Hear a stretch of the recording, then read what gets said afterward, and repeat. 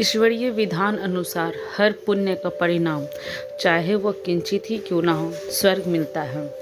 बुराइयों के होते हुए भी दुर्योधन में एक सद्गुण था, जिसके प्रसाद स्वरूप उसे स्वर्ग में स्थान प्राप्त हुआ है। महाभारत का युद्ध खत्म हुआ। कौरव तो सभी युद्ध में मारे जा चुके थे। पांडव भी कुछ समय तक राज्य करके हिमालय पर चले गए। वहां पर एक एक करके सभी भाई गिर गए।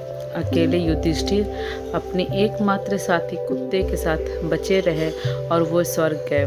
कहते हैं युधिष्ठिर जीवित ही स्वर्ग में गए थे। वहां उन्होंने स्वर्ग और नरक दोनों को देखा। स्वर्ग में प्रवेश करते ही दुर्योधन दिखाई दिया। अपने भाइयों से भी उनका सामना हुआ।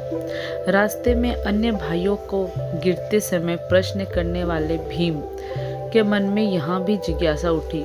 पूछा, भैया दुष्ट दुर्योधन तो आजीवन अनीति का पक्ष लेता रहा। उसने अपने पूरे जीवन में कोई धर्म का काम नहीं किया जिसके पुण्य से उसे स्वर्ग मिला हो। क्या ईश्वर के न्याय में भी गलती है? ईश्वरीय विधान के अनुसार हर पुण्य का परिणाम, चाहे वो किंचित ही क्यों ना हो, स्वर्ग मिलता है।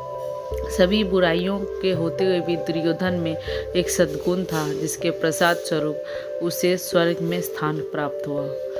तो भीम ने पूछा, वो क्या था? तो भीम की जिज्ञासा शांत करते हुए धर्मराज युधिष्ठिर ने बताया कि अपने पूरे जीवन में दुर्योधन का ध्येय एकदम स्पष्ट था। उसी उद्देश्य की पूर्ति के लिए उसने हर संभव कार्य किया।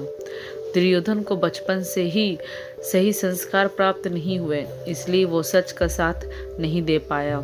लेकिन मार्ग में चाहे कितनी ही बाधाएं क्यों ना आई हो, दुर्योधन का अपने उद्देश्य पर कायम रहना, दृढ़ संकल्पित रहना ही उसकी अच्छाई साबित हुई।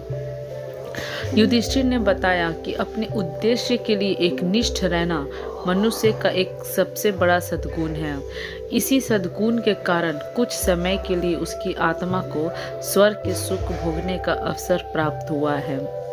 युधिष्ठिर की बात सुनकर भीम की जिज्ञासा शांत हुई और कुछ समय दुर्योधन और पांडवों ने फिर एक साथ समय बिताया। तो कैसी लगी ये आपको कहानी? प्लीज़ हमें कमेंट करके ज़रूर बताएं। Thank you.